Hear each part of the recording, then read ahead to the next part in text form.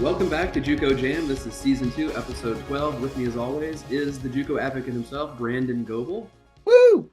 Mr. Goebel, we had a great week that was, and an exciting week coming up in junior college basketball hoops. If we shall, let's begin with the rewind. Wednesday night, great game in the Citrus Conference. Eastern Florida, with a stifling defense, beat Daytona State 76-62. Josue Grion, 14 points, 6 rebounds. But I think the real story was he was held to 5 out of 20 from the field, 4 out of 15 from three. Very stifling defense.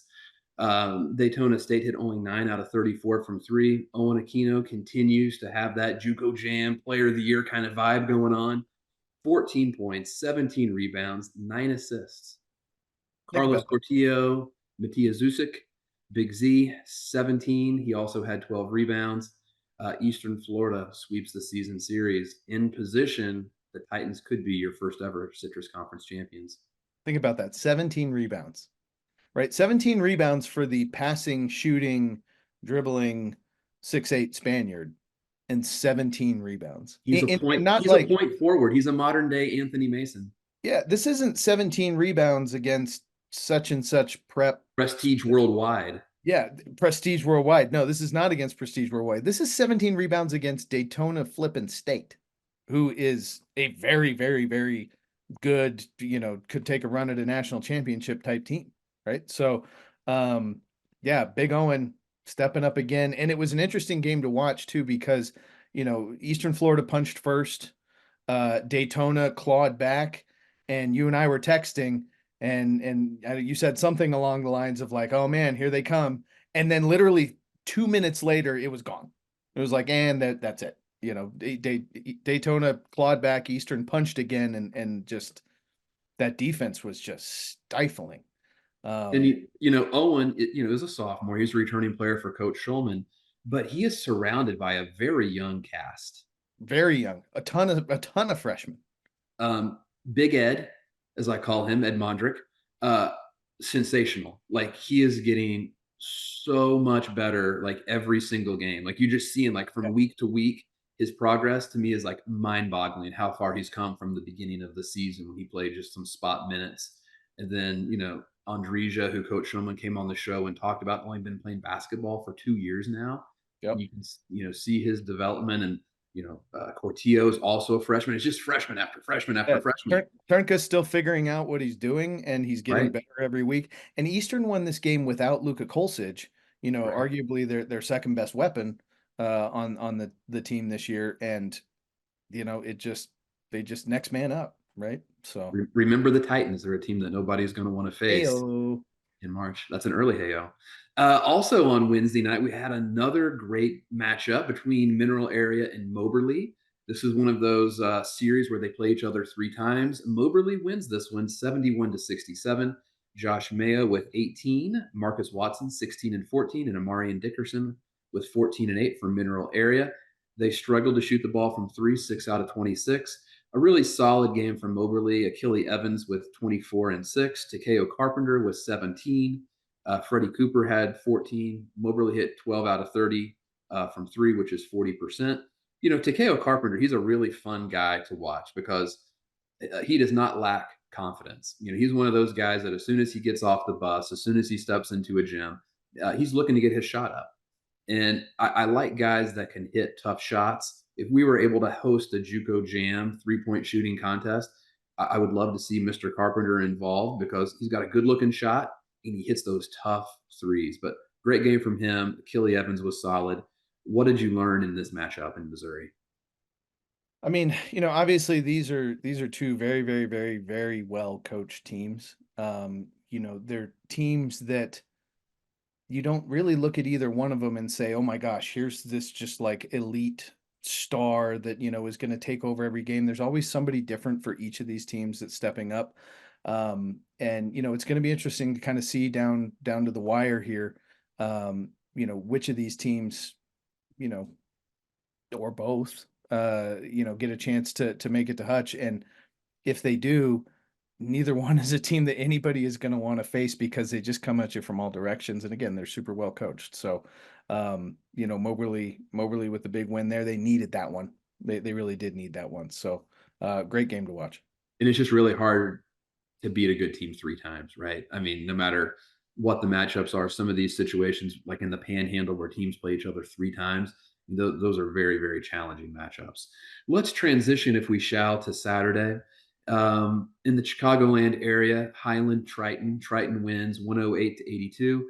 We jokingly talked about last week that we thought the firm would be responsible for 80 points. We were way off. I think they had 82. And the firm, as we like to refer to them as Amar Aguilar with 29, AJ Dixon with 22, Dylan Williams with 20, Dior Connors with 13. Those four scored 82. Highland scored 82. The big four, really good at Triton. Yeah, I don't know how you game plan for that, right? Like Get a any hand one up of and hope. those guys can just go off for 25 plus at any given moment. So, how do you scout for something where you say, well, it could be this guy, it could be that guy, it could be this guy, or it could be that guy. There's four legitimate stars. There's four legitimate, mid-major players on this team. I don't know how you scout for that, but I don't want to be the team that has to play them in Hutchinson, that's for sure. Yeah, Triton is really fun to watch. Coach Brian Burns, the big soup himself, has done a great job of getting the guys to really spread the floor, right? And it's like, they set this high pick and roll. You got four shooters around the perimeter. You can't really help off any of them. If you do, you're dead. And that's Nope. what they do, right? They get a little bit of dribble penetration. There's a kick out, and you can't recover quick enough because if Amar catches it clean and he gets it up, it seems like it's going in every time. Going to be a really tough matchup. Coach Burns doing a great job in his inaugural season there. A Game great game plan can't be, well, we hope they don't shoot the ball well tonight, because hasn't that's happened yet. hasn't happened yet. And if you're hoping it's going to happen, I mean, yeah, sure, it could, but that's probably not a great way to approach it. I just don't know how you put enough emphasis, especially, for a team that will not have played them this year, to say, okay, I need you guys to lock in on all four of these guys for 40 minutes. Godspeed. It's a big ask, and the last two teams that we talked about, Mineral Area and Triton, right? Mineral Area is kind of known for this amoeba defense, kind of that 3-1-1, I guess would be the best way to describe it. Could it be one of those kind of tricky, unconventional defenses that could tie up the Trojans? We'll You're see. gonna have to throw something at them they haven't seen. Yeah, it's going to take a valiant effort. Region 14, Coach Nick Wade has been on the show. They got a big win, 82-80 in overtime over Blinn. Blinn played really well. Blinn has been playing really good over the past 3 or 4 weeks, maybe arguably the second best team in Region 14 over the past 3 or 4 weeks. And good victory for Lee to pull this one out in overtime. Yeah, this is one of those games that, like, if you're not as tuned into kind of the national perspective of The junior pulse college. of junior college Yeah, the basketball. pulse of junior college basketball. You might look at it and go, I mean, that's, it was a good win. It was whatever. No, Blinn is very, very, very good. This is a much more impressive win than, I think a lot of people realize. And so, big shout out to Lee for especially late in the season here. You got a team that's playing better than they've been playing all season. Lee is, a great team that is right in that mix for an at-large bid. That's a lot of pressure, especially at a place like Lee where there's a lot of expectation there. They've had some solid history, and Coach Wade trying to get them back into the national spotlight. And for them to come out on top in OT and take one, that's a huge win. I think if Lee gets back to the national tournament, Coach Wade gets them there. I think as a thank you to Coach Wade and the players, they revert back to the previous logo. I I I'm just throwing I that could out start a there. campaign for that. We should I start could a be, campaign. I yeah. mean, we owe it to Coach Wade and the guys. We're going to transition to Region 24, a great matchup. Olney Central at Vincennes. Olney Central came from behind to beat Vincennes in Olney in the dungeon. This game played in Vincennes. Vincennes picks up a big win. For Olney, Demarion Walkup was really, really good. He's one of the best freshmen in the country.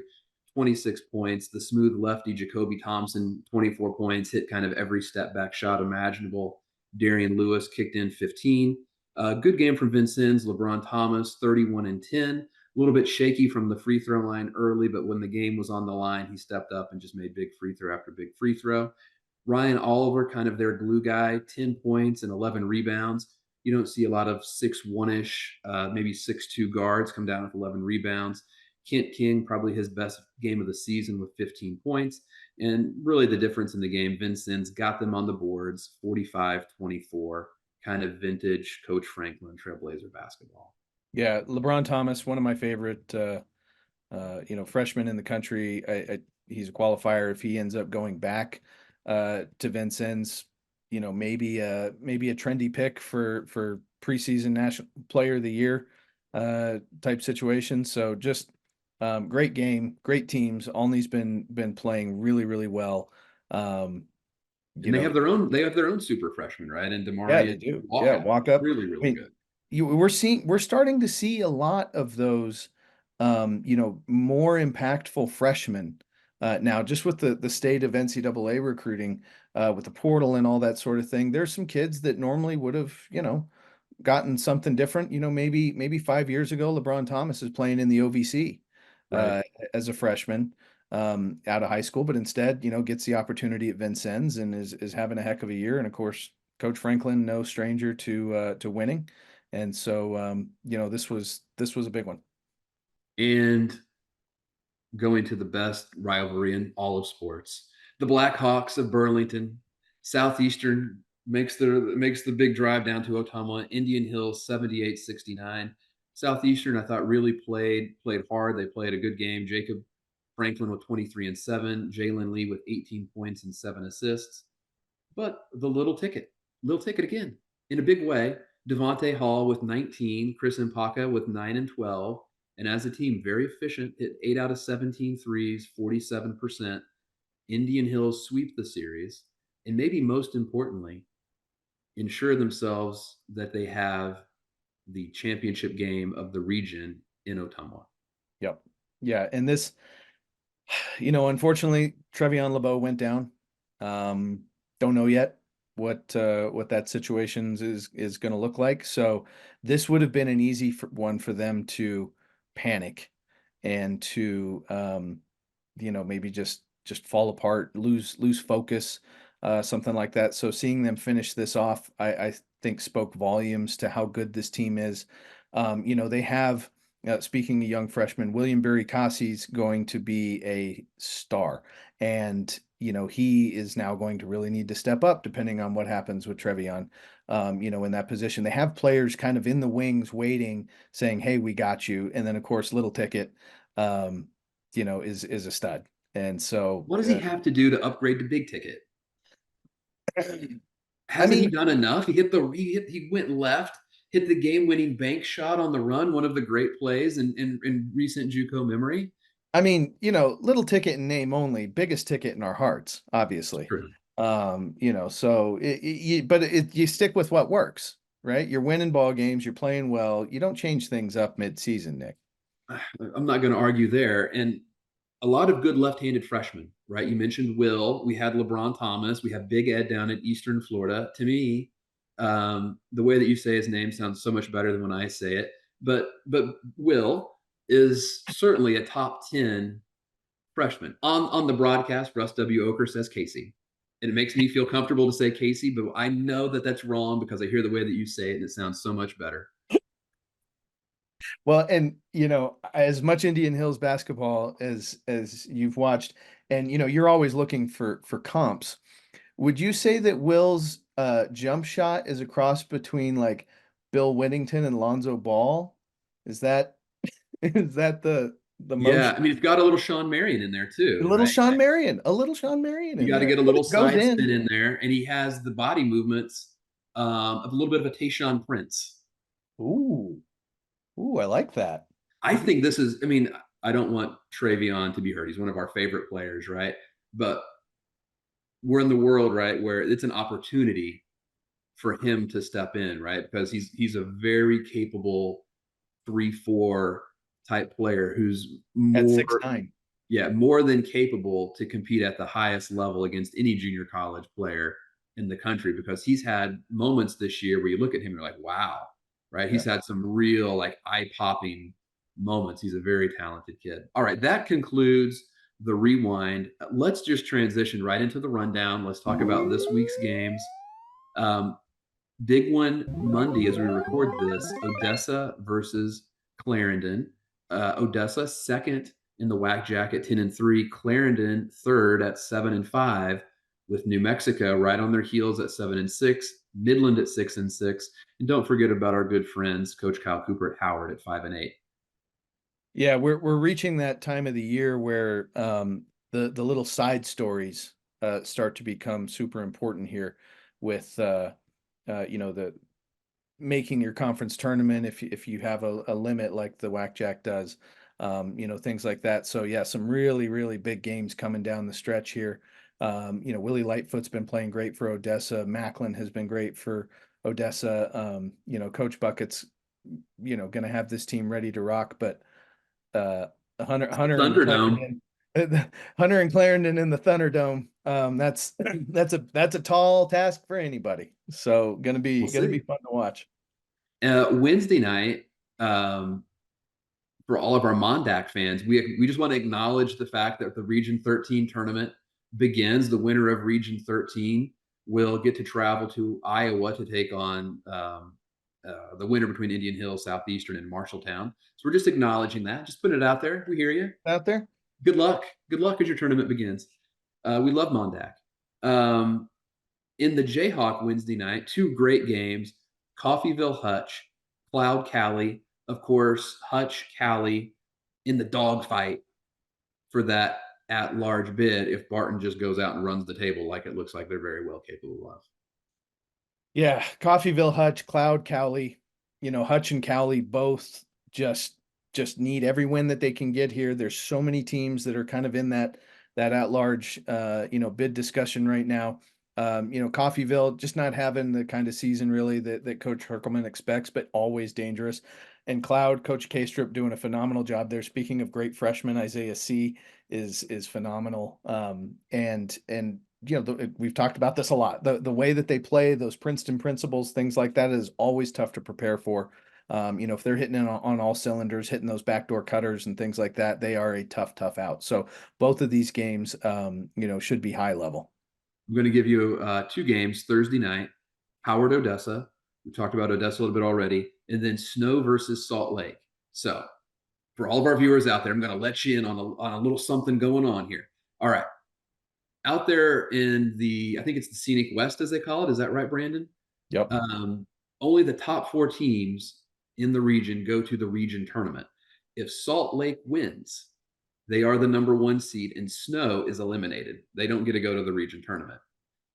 If I mean, that's crazy, right? I Crazy. mean, Snow's been ranked most of the year.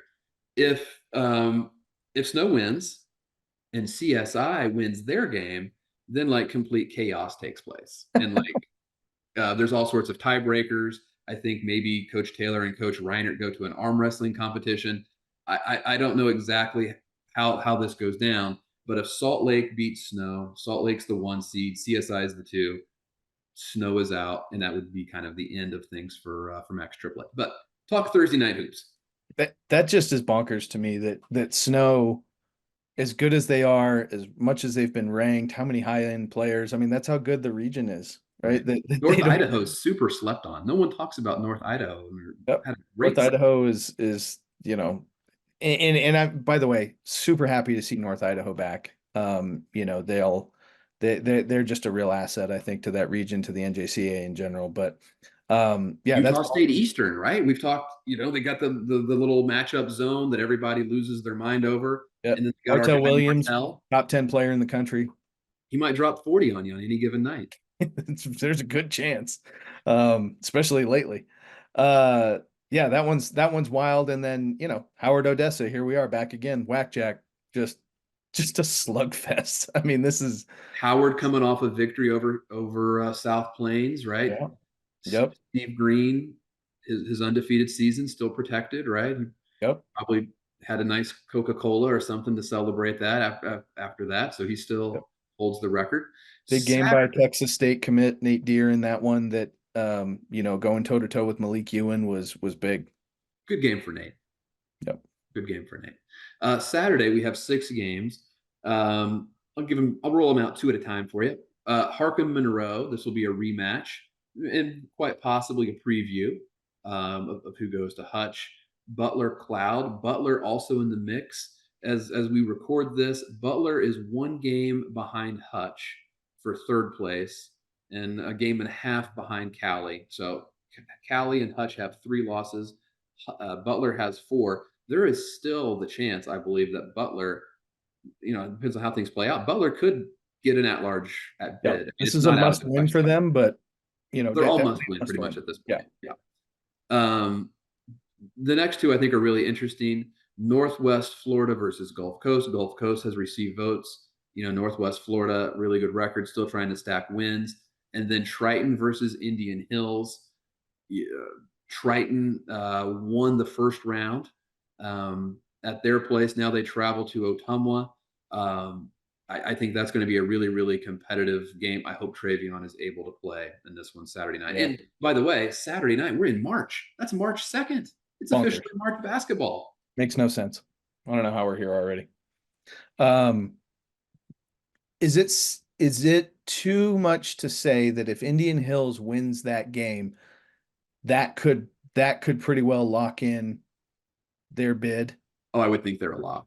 Yeah. I would think at that point they're a lock. I mean, but when you look at those teams that are kind of, and I know the rankings are not the definition of what gets the at-large bid, but my goodness, the amount of talented teams that are in that like 6 to 15 range, it's crazy. It's all crazy. with all with 4 to 5 losses, right? It's like Yeah. everyone has 4 to 5 losses between 6 and 16. You can't tell them apart. Yeah. But here's the deal: Indian Hills has 12 wins against teams that have been ranked or received a vote at some point this season. They're 12-4. Yep. It's Most quite wins in the arguably, country, right? it's quite arguably the most difficult schedule that's ever been created in the modern junior college basketball history. And Plode is like, I'm leaving. I'll just go ahead and create the schedule, and I'll just hand this over to Grandmaster Sash, and he'll deal with it.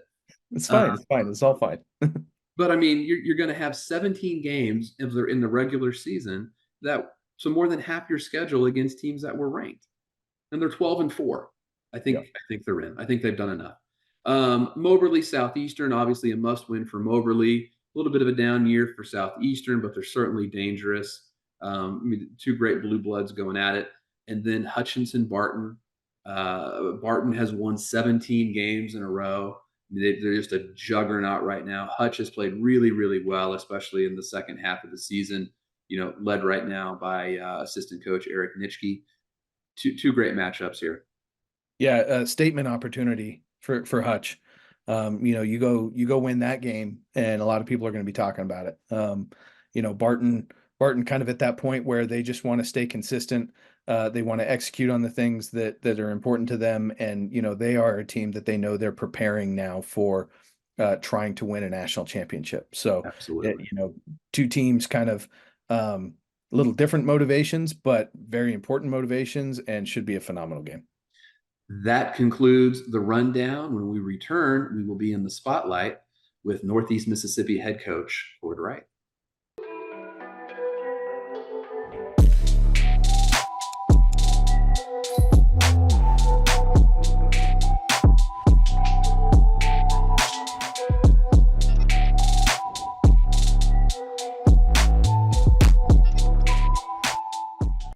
As the second largest intercollegiate athletic association in the country, the NJCAA serves not only a pivotal role in college athletics, but in higher education. The NJCAA Foundation aims to move the association forward through resources, grant programs, and other special initiatives. Your gift to the NJCAA Foundation will make a difference and create opportunities. Intensity fuels these champion student athletes to greatness. Zurich Insurance is proud to be the official provider of student athlete insurance for the National Junior College Athletic Association. Throughout the highs, we cheer along to their screams of victory. Throughout the lows, we support them through their tears of defeat. Zurich Insurance, helping student athletes play the sport they love.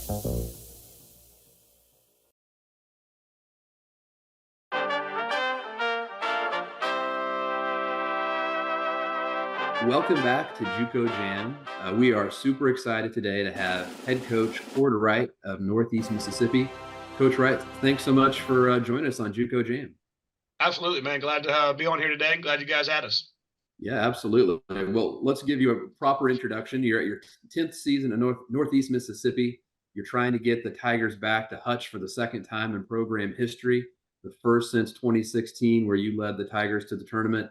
You guys are off to a great start, 24-3. I actually saw you play when you were at Danville back in the late 90s, so you're a JUCO product yourself. Great team so far, 24-3. What do you like most about this team? We just kind of fight the fight, man.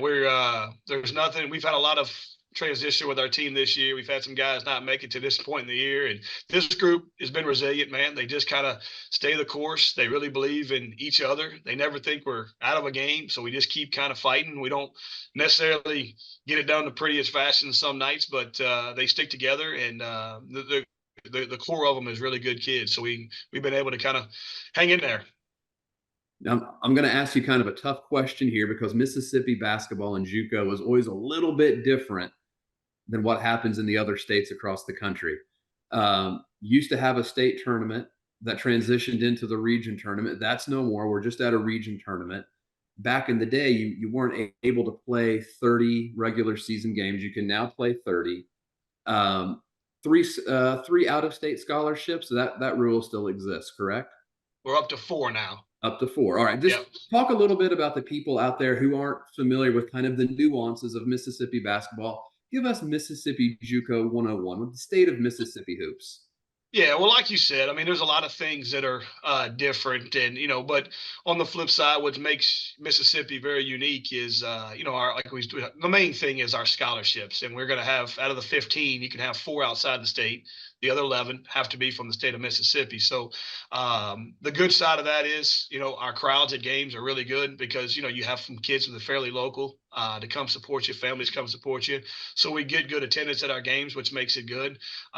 It also keeps the league extremely competitive because, the separation in talent is never going to be too far from each other. And this year, if you look at our league and our standings, is proof this year with so many teams bottled up right there in the middle of the range. And a lot of that has to do with, these kids have all played against each other from AAU to everything else. And so they're competitive. And, 15 Mississippi junior colleges recruiting, X amount of kids in the state, it gets real competitive. And, maybe kids wanted to come to us and we didn't take them, or we wanted the kid, he didn't take them. So there's a lot of competitive fire when we step on that floor every Monday and Thursday night. So it makes it unique.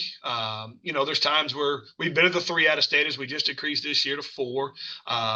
We did try to put a proposal together to get to 5, but it got shot down.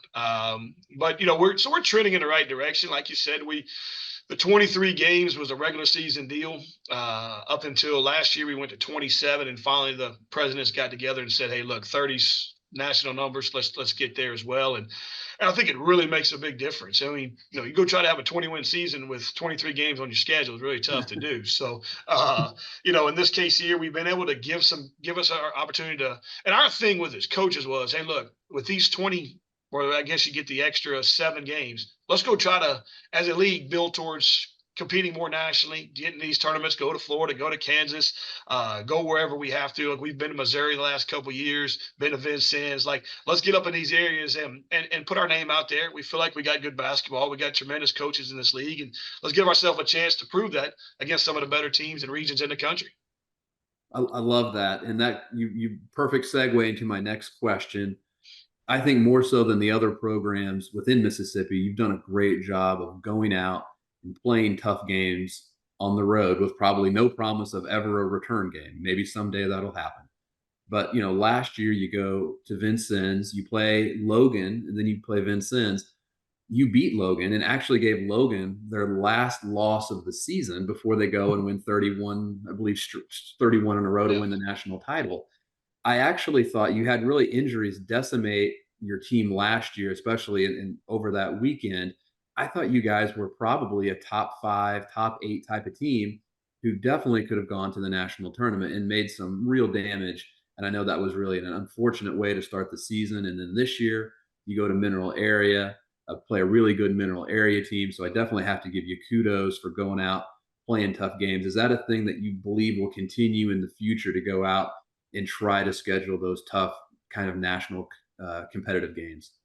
Yeah, no, absolutely. And I think a lot of schools in our league have seen what we've tried to do, and then they've tried to, in their own ways. Obviously, you got to factor in budgets and that stuff to get to these places. But I'm fortunate here at Northeast. I got a tremendous administration, president all the way down, that wants us to go out and do these things, and not only from an athletic standpoint, but just from a national recognition of your school. So when we can get out there and, obviously you want to be competitive in these type games. We did last year go there, and I reminded Tyler after he won the national championship, just remember who the last team that beat you was. That's what my text to him was. But we were last year. We had a really good team, and it just kind of fell apart. But with some injuries and different things. But uh, I think, this year we challenged ourselves by going out there. Three Rivers is always a nationally known team, and then obviously Middle Area. Now they smacked us. Greg's team was ready to roll, and they're as good as anybody we've obviously played this year by a far margin. But for us, it's great in a lot of ways. Obviously, you want to go be competitive. You want to get out there and give your guys some exposure. But a perfect example, Mississippi. You never know how it gets interpreted across the country, and as far as recruiting and different things. And you go out and you play the Vincennes, you go play at John Logan, Middle Area, whoever else is on that list, and it gives your guys a different form of exposure, not only to better your team throughout the course of the year, but also to give them an opportunity to get recruited. I had Jalen Rice sign with Cleveland State last year, and a lot of that was from what they saw out at Vincennes. So who knows what other opportunities that young man would have had if we would have just stayed regionally, tried to win and boast our schedule, as opposed to let's put these kids in situations to better themselves. So we've tried to keep that going, and that's just kind of been our MO, and we're going to keep that way. And I will give you kudos. I think the live stream that you guys do there at Northeast, I think, is tremendous. And I think there's other Mississippi junior college programs who do a really good job with the live stream. But I think your administration has put together a really good product to be able to view your games online, and you guys should be really proud of that. And we mentioned 200 wins at Northeast Mississippi. That's incredible, especially when you factor in that most of those years, right, you only had 23 regular season games. Right. So you've done an incredible job. I'm sure you've had a lot of opportunities to do things at other places, but what do you enjoy the most about coaching at the junior college level today? It's just the interchanging of kids, man. You never have, like this year. I have two guys back from last year's team, so you're looking up and you got a whole new team, and the opportunities that you are. I know everybody want impact the kids' lives and stuff of that nature, and I think that's obviously a big reason why we do what we do. I've been in Division One, I've been in Division Two, and the day-to-day operation that we have to do here. Because I laugh at times, but I'm the head coach, but I'm also, and I got one of the best assistant coaches in the country, but I also say I'm the next assistant. And I'm also, yesterday I was the manager, and who knows, today I might have to tape an ankle. So you always are interacting with your kids at different aspects of what we're doing here. But especially from the Mississippi side of it, it's awesome to see these kids, not only my program but other programs in our state, get the opportunity to move on to 4-year level. We've had over 40 something kids move on, Division One, Division Two, Division Three, and NAIA and everywhere else. And when you see these kids that are, going to be mainly recruited from Mississippi junior colleges, that maybe had, other than a junior college offer, no intention of ever going to a 4-year institution. And here we are, not only giving them a 2-year degree, but also preparing them for what's next. And they're out there in the 4-year schools doing well, graduating. That in itself, watching these kids from Mississippi, it's been a really, really rewarding thing for us, for me especially. Brandon, you gonna hit him? You gonna hit him up? You're gonna have to I Alexa. thought we were going to get the last question in here. Thought we're what Oh, do to my bad. Now that was on my next page of my cheat sheet. Here I am looking at you, ready to ask. I'm looking at you going, you doing all right Brandon, there? Are you gonna go? All right, all right. There you go. Now we got to make Alexa work. All right, I'm going to ask you one more question, Coach. Then we'll transition to the good one that I'm sure you have a deep scouting report on. Here we are, 24-3. Everything's starting to line up for you. I like the Tigers. What do we need to see this Tigers team do to get you back to Hutch in the national tournament? Well, I think moving forward, I'd love to see us shoot the ball better. That's one area that we haven't really gotten better at in league play. I've gotten a couple of guys that I really feel like are really good shooters. We just hadn't seen it go through on a consistent clip. So hopefully we can do that. And then I mean, honestly, I play 5 guys, 37 to 32 minutes a night. So stay healthy. Number one priority. Hopefully make some shots, and that'll help us. But we continue just to have tough kids that compete, and if we can continue to do that, throw a couple shots in there here and there, have us a chance here to make a little run. Awesome. Well, Coach, I get to ask the last question in all of these. The most important question. I think anybody that watches this show would agree that this is really kind of the one that they sit and wait on with bated breath. So let's say next year you're on the road, for one of these high level road games you're going to go on. You get that big win and you say, you know what? It's time to celebrate extra special with the fellas tonight. Boys, we're going to Chili's. Pull into the parking lot, the green and red of the neon sign. Where's your head at with this? What are you ordering at Chili's?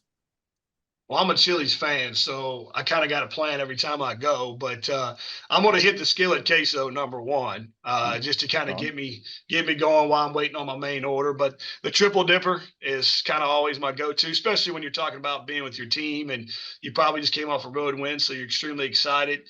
You don't really want to sit down and eat a meal where you got to use a knife. So I'm just going to dig in the triple dipper. I'm going to get my burgers, my sliders, the egg rolls. Throw in since I'm Louisiana, I got to get a little hot, some hot wings in there. But that's probably what I'm going to go with after a big road win with my team. What are you washing that down with? Oh yeah. Well, since I'm with my team, I'm going to go with a nice cold glass of water. You gotta hydrate. Yeah. Now, if it's outside of the team and we're doing something else, then we'll probably do the 2-for-1. Yeah, as one does. And look, I think the triple dipper is like having that consistent, like 6'8" power forward that, he's not going to go out and do something crazy or whatever. He's just going to get in there and just hit the paint. You can hand him the ball and he's just going to be consistent every time. I mean, that's a powerful move right there. I feel like that's the elbow drop from the top rope kind of stuff. Oh, yeah, I completely agree. I think the triple dipper you can't go wrong with. Now, if I had to exchange that for a 6'8" consistent post player here in Mississippi, I might have to flip that out because I don't get too many of those over here. I get the 6'6", 6'7" athlete, but either one of them I'll go with. Awesome. Well, Coach, we appreciate you coming on, and when we come back, we are going to get into the grind.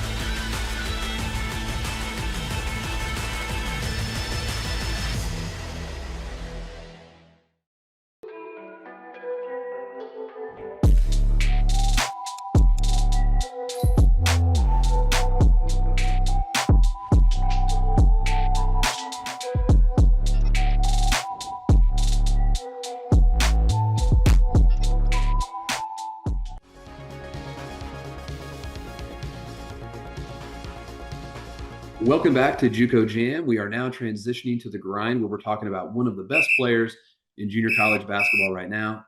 Today, we're going to feature Braden Hubbard, a 6'6" wing from Tulsa, Oklahoma at Connor State. Had an incredible sophomore season, 25.8 points a game, 10.3 rebounds. My favorite statistic, 86.4% from the free throw line. If you got an aggressive wing going to the basket, getting fouls, you want them to take advantage of the free throws. Tell me something good about Mr. Hubbard other than he can knock down the free throws. Well, we talk about things that translate all the time, right? 3-point shooting or whatever. being strong, physical, and aggressive, and then being able to make those free throws at that clip, that's the kind of thing that translates. One of my favorite players coming into the year, we got to see him at J48. He was great.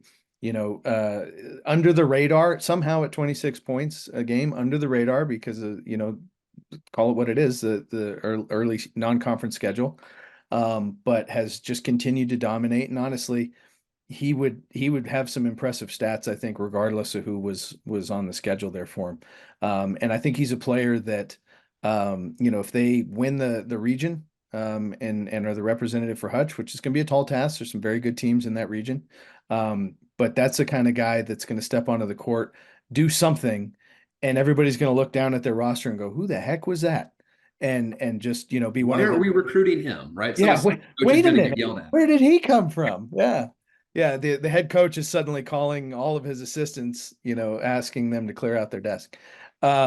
So it just, those Hutch stories are always super cool to see, where someone just explodes onto the scene. So regardless of, how good he is, and his numbers or whatever, he's still very much under the radar and could absolutely go nuclear in Hutchinson.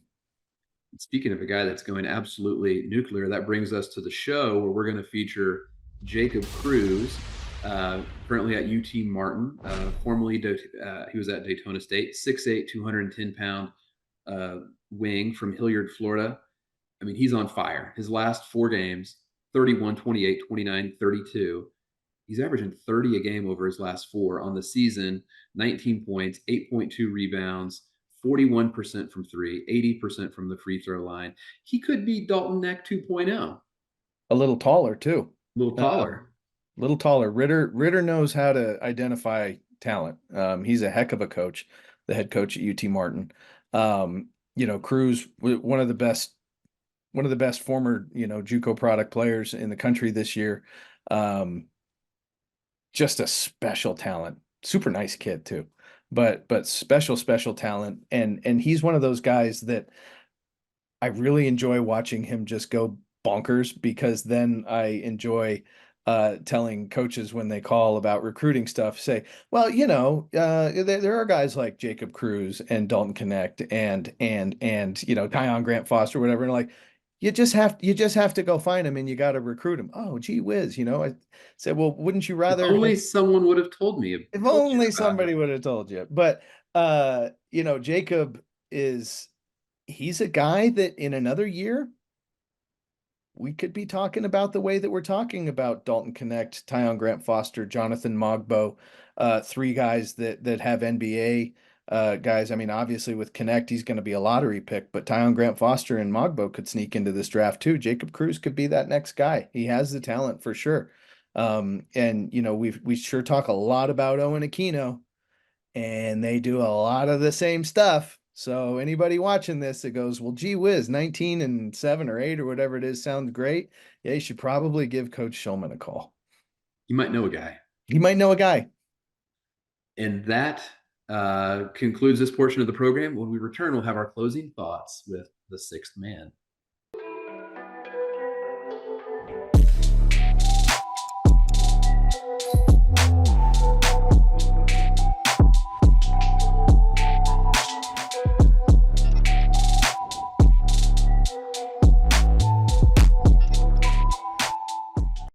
As the 2nd largest intercollegiate athletic association in the country, the NJCAA serves not only a pivotal role in college athletics, but in higher education.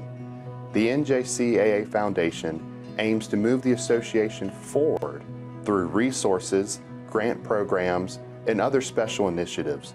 Your gift to the NJCAA Foundation will make a difference and create opportunities. Intensity fuels these champion student athletes to greatness. Zurich Insurance is proud to be the official provider of student athlete insurance for the National Junior College Athletic Association. Throughout the highs, we cheer along to their screams of victory. Throughout the lows, we support them through their tears of defeat. Zurich Insurance, helping student athletes play the sport they love.